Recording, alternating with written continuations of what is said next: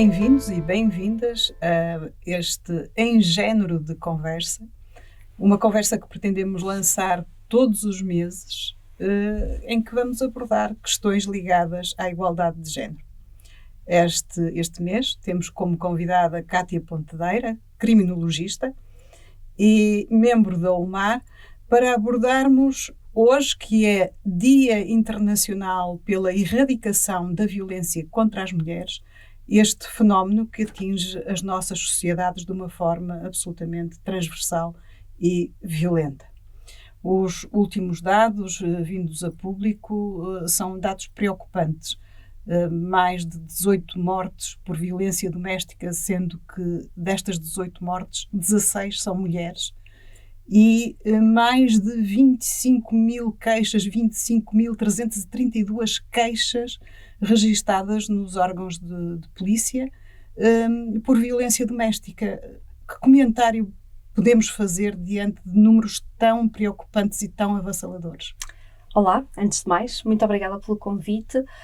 Realmente as sinalizações de violência doméstica nos últimos anos não têm vindo a decrescer. Portanto, nós deparamos-nos todos os anos no relatório anual de segurança interna com cerca de 30 mil sinalizações todos os anos, o que não seria de esperar, dados todos os esforços de prevenção que vão sendo implementados. E isto, claro, tem de nos fazer refletir sobre o que é que precisamos de fazer para baixar estes dados, para diminuir estas denúncias, na verdade para diminuir as situações de violência, não é? Porque também muitas vezes o facto das denúncias aumentarem não é necessariamente mau. Pode significar que mais pessoas estão a pedir auxílio às forças policiais para intervenção, o que à partida seria uma coisa desejável, não é? Para que mais vítimas possam ter este acompanhamento oficial e possam ter de facto as medidas de proteção que lhes são devidas. Não obstante, a realidade é preocupante e, portanto, isto mostra que nós continuamos atualmente, portanto, em 2025, numa sociedade que ainda é bastante permissiva e tolerante à violência, porque, não obstante estes dados serem gritantemente elevados, as políticas públicas que temos vindo a ver existirem e a saber que existem, não espelham na realidade a gravidade destes atos, não é? Continuamos sem olhar para o crime da violência doméstica com o devido olhar de que reconhecer este crime como o terrorismo íntimo que ele representa, não é? Continuamos a olhar para a violência doméstica como um crime que não é propriamente considerado não se enquadra, inclusivamente dentro da criminalidade grave, quando é um dos crimes que mais assola a nossa sociedade e que tem as consequências mais dramáticas, porque veja-se, estas pessoas são vítimas por parte de elementos da família mais próxima, neste caso íntima, ascendentes, descendentes, que deveriam ser à partida quem mais suporte dá àquela pessoa, quem mais amor dá àquela pessoa. Portanto, é num contexto que não seria de esperar que a violência existisse. No contexto em que a pessoa se devia sentir mais protegida. Exatamente. E o que nós vemos pelos dados, não apenas da violência doméstica, mas especialmente dos femicídios, portanto assassinatos de mulheres pela sua condição de serem mulheres, por situações que muitas vezes envolvem violência de género prévia, seja violência doméstica, mas também violência sexual, aquilo que nós vemos através dos dados é que realmente em 2025 as mulheres ainda não estão seguras em nenhum espaço. Porque nós vemos dados de mulheres que são assassinadas nos seus locais de trabalho, por anteriores ou atuais companheiros íntimos. Nós temos dados de mulheres que são assassinadas na casa, no seu espaço de maior segurança. Nós temos situações de mulheres que são assassinadas enquanto dormem. Portanto, realmente, estes crimes espelham muito bem aquilo que está na gênese destas formas de violência, que são relações de profundo poder e controle por parte, neste caso, da figura masculina, maioritariamente, e em que essas desigualdades de poder se manifestam de diferentes formas.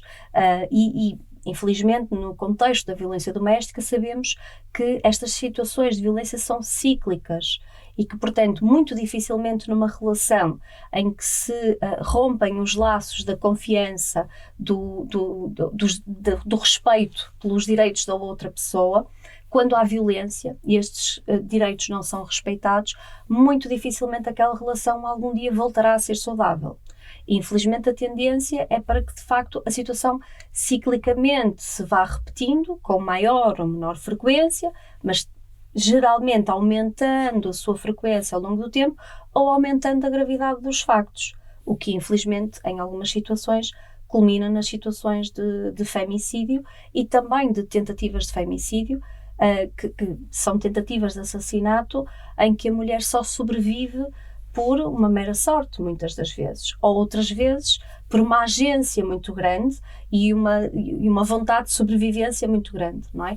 Nós vemos que nestas situações de violência, nestes contextos de tentativas de femicídio, as mulheres sobrevivem porque há uma intervenção médica rápida, as mulheres sobrevivem porque conseguem fugir do ataque ou conseguem chamar ajuda e alguém intervém para travar a intenção e a ação da pessoa agressora e só por esta razão é que estas tentativas não são efetivamente homicídios, ou neste caso femicídios, não é? E portanto isto deve-nos deixar alerta e deve-nos fazer pensar no que é que temos mais que fazer para prevenir esta forma de violência. O próprio facto de as mulheres, até por pressão social e económica e de outro tipo, muitas vezes se sentirem impelidas a não denunciar, leva a esta escalada e muitas vezes estes finais trágicos destes ciclos de violência. Exatamente, e é muito importante que se perceba que as relações que são abusivas e, portanto, que não são saudáveis, não devem perdurar na vida de ninguém, porque todas as pessoas têm o direito de ser felizes.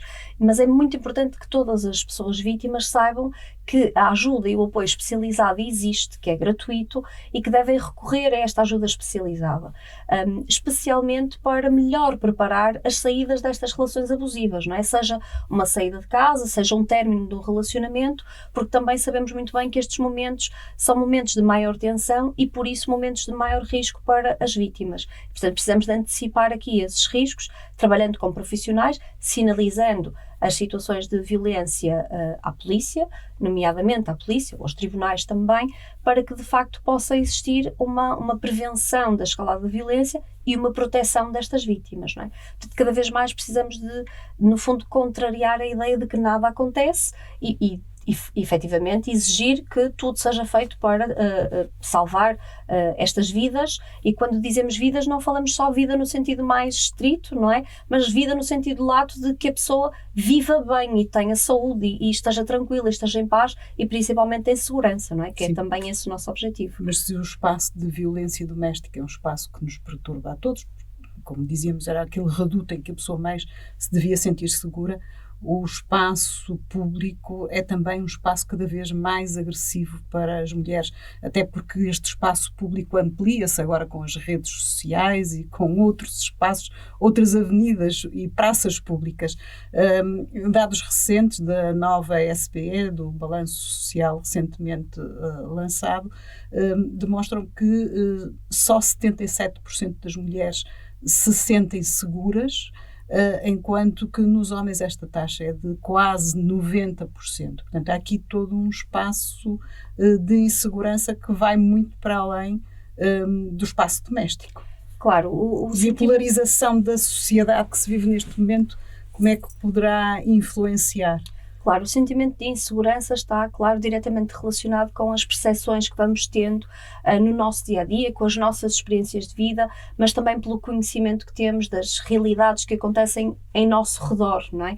E, portanto, não exatamente eu preciso de sentir ou ter vivenciado alguma situação de vitimação para eu ter medo, mas o facto de eu saber que muitas mulheres vivenciam situações de violência e muitas delas de violência extrema, isso influencia diretamente o meu próprio sentimento de segurança ou de insegurança, não é? E quando nós vemos nas notícias, nas estatísticas e espelhadas situações de violência que ocorrem nos espaços privados, mas que ocorrem também nos espaços públicos, naturalmente que esse sentimento de insegurança vai aumentando. E de facto, com agora o escalar da utilização dos meios de comunicação social, não é? Aliás, dos meios de comunicação entre nós socialmente, através das redes sociais de conversação, através das redes sociais que utilizamos para publicações, cada vez mais vamos assistindo a um discurso misógino, um discurso de ódio contra as mulheres que vai sendo banalizado, normalizado, não é?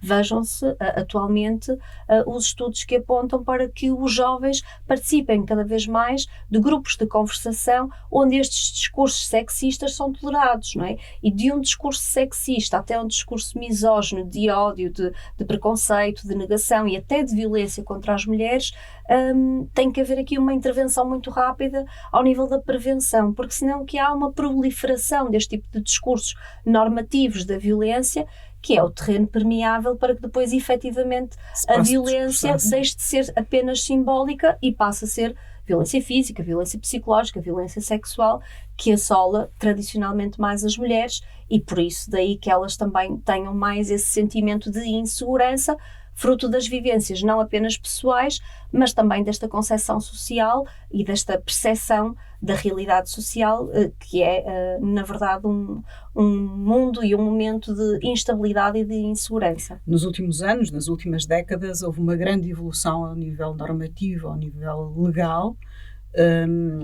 e ao nível também das campanhas, das ações no terreno. Mas, apesar de tudo isso, continuamos a assistir a esta situação. O que é que falta fazer? O que é que precisamos de contrariar? Que balanço faz neste momento face ao futuro? Efetivamente é importantíssimo reconhecer o avanço que já foi feito e o tanto que já se contribuiu para prevenir escaladas de violência, para prevenir novas situações de violência, inclusivamente medidas novas que vão sendo adotadas e que são fundamentais para a prevenção da violência, não é? Nós temos manuais, por exemplo, para as forças de segurança, manuais de atuação para, nas primeiras 72 horas, saberem como intervir em situações de violência doméstica. Nós temos manuais para os meios de comunicação, por exemplo, saberem comunicar da melhor forma estas formas de violência doméstica e estes femicídios. E nós temos programas de prevenção também que trabalham mais ao nível da prevenção primária para que futuras gerações não normalizem estes comportamentos abusivos e a violência de uma forma geral.